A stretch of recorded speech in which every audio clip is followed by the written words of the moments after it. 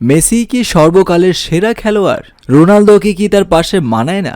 সত্যি কি মেসির মতো কেউ হবে না? সর্বকালের সেরা ট্যাগটা কেন দেওয়া হয়? এই মুকুট পাওয়ার যোগ্যই বা কে? ৮৬-তে ডিয়েগো ম্যারাডোনা যেভাবে একক নৈপুণ্যে আর্জেন্টিনাকে বিশ্বকাপ জিতিয়েছে, ২০২২-এ মেসি কোনো অংশে পিছিয়ে ছিল না। ৮৬-র আসরে ফুটবল ঈশ্বরের ছিল ৫ গোল ও ৫ অ্যাসিস্ট, অর্থাৎ ১০ গোলের সম্পৃক্ততা। মেসিও ৩৬ বছর পর এসে ঠিক ম্যারাডোনার মতোই ১০ গোলের সম্পৃক্ত থেকেছে, ৭ গোল ৩ অ্যাসিস্ট। গোল্ডেন বল পাওয়ার ক্ষেত্রে মেসি অনেকটা এগিয়ে রইল ম্যারাডোনা থেকে। এরপর রোনালদো বা পেলে বা ক্রাইফ এদের প্রাপ্তির পাল্লার সঙ্গে মেসির ওজনটা মাপলে কি দাঁড়ায়, চলুন এর বিস্তর ব্যাখ্যা শুনি। সর্বকালের সেরা ফুটবলার নির্ধারণ করার মানদণ্ড কি কি, অর্থাৎ কোন কোন বৈতরণী পার হলে একজন ফুটবল খেলোয়াড়কে গ্রেটদের কাতারে অন্তর্ভুক্ত করা যাবে? এক বা একাধিকবার নিজের টিমকে বিশ্ব চ্যাম্পিয়ন করানো, নাকি বড় টিমে কয়েক সিজন দাপটের সাথে খেলা, নাকি টানা ১-২ দশক অন্যান্য প্লেয়ারদের তুলনায় যোজন দূরত্বে এগিয়ে থাকা, নাকি এইসব মানদণ্ড ক্রাইটেরিয়া রাস্তা ধরে আপনি হাঁটেন না?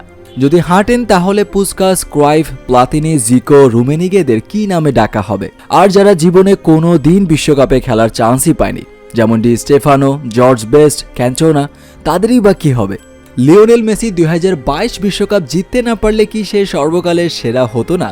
যে অবিশ্বাস্য ফর্মে বছরের পর বছর ক্রিশ্চিয়ানো রোনালদো ফুটবল মাঠে রাজত্ব করল, শুধুমাত্র বিশ্বকাপ পায়নি বলে সে কি সর্বকালের সেরার কাতারে আসতে পারবে না? এটা চিরন্তন বিতর্ক চলার মতো এক টপিক। তবুও নিজের মতামতটা তুলে ধরি। এতদিন আমি অন্যান্যদের মতোই সেই স্কুলের বারান্দায় ছিলাম, যেখানে ছাত্ররা গ্রেট ফুটবলারদের শ্রেষ্ঠত্ব ট্রফি বা বিশ্বকাপ দিয়ে মাপা যায় না তত্ত্বে বিশ্বাসী ছিল, কিন্তু আমার মনে দ্বিধার খচখচানি ছিল। এখন আমি নির্দ্বিধায় বলতে পারি Lionel Messi is the best. এই শতাব্দীর বেস্ট ফুটবলার তো বটেই, তর্ক সাপেক্ষে সর্বকালের সেরা ফুটবলার মেসি। শুরুতে আসি পরিসংখ্যান প্রেক্ষিতে। 10টা লা লিগা, 7টা কোপা দেল রেই, 7টা স্প্যানিশ সুপার কাপ, 4টা ইউএফও চ্যাম্পিয়ন্স লিগ, 3টা ইউএফও সুপার কাপ, 3টা ক্লাব ওয়ার্ল্ড কাপ, রেকর্ড 8টা ব্যালন ডিওর, এই বছর জিতবে ধরে নিয়ে, রেকর্ড 6টা ইউরোপিয়ান গোল্ডেন বুট, এক ক্যালেন্ডার ইয়ারে 91টা গোল, একটা অলিম্পিক, একটা কোপা, একটা বিশ্বকাপ, রেকর্ড 2বার বিশ্বকাপে গোল্ডেন বল, কত কিছু। এই সব অর্জন লিখতে লিখতে হাত ব্যথা হয়ে যাবে, বলতে বলতে মুখ ব্যথা হয়ে যাবে, কিন্তু মেসির সাফল্য গাঁথা হয়তো ফুরাবে না। এবার আসি লজিক প্রেক্ষিতে। ক্যারিয়ারের 25% ম্যাচ ভালো খেলতে পারলেই গ্রেটদের কাতারে নাম উঠে যায়, এরকম এক কন্ডিশনাল আলাপ আছে ফুটবল বিশেষজ্ঞদের মাঝে। মেসি কি করেছে জানেন? মেসির আসল মেসি হয়ে ওঠা 2009 সাল থেকে।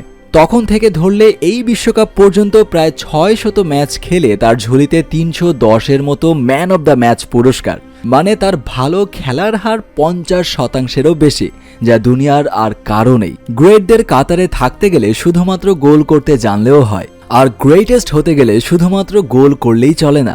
Play making ability, assist, pre assist number, club career, national career, man of the match ইত্যাদি অনুষঙ্গ হিসেবেও ঘুরে ফিরে আসে। একজন প্লেয়ার তার ক্যারিয়ারে যা যা পাওয়ার মেসি তার চাইতেও বেশি পেয়েছে বলে অনেকে মনে করেন। LM10 দশকের পর দশক একই কাজ করে যাচ্ছে, শুধু ঝুলিতে ছিল না একটা বিশ্বকাপ, সেটাও অবশেষে অর্জিত হয়েছে।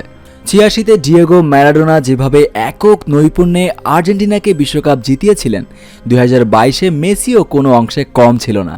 ৮৬-র আসরে ফুটবল ঈশ্বরের ছিল ৫ গোল ও ৫ অ্যাসিস্ট, অর্থাৎ ১০ গোলের সম্পৃক্ততা।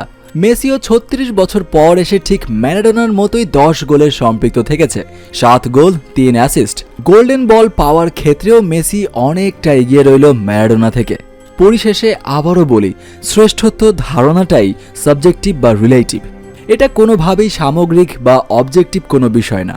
আপনার ওপিনিয়ন এই ক্ষেত্রে ভিন্ন হতেই পারে, তবে এই সব বিশ্লেষণ শেষে আমি বিশ্বাস করি লিওনেল মেসি শুধু এই শতাব্দীর বেস্ট ফুটবলারই নন, মেসি হলেন সর্বকালের সেরা ফুটবলার।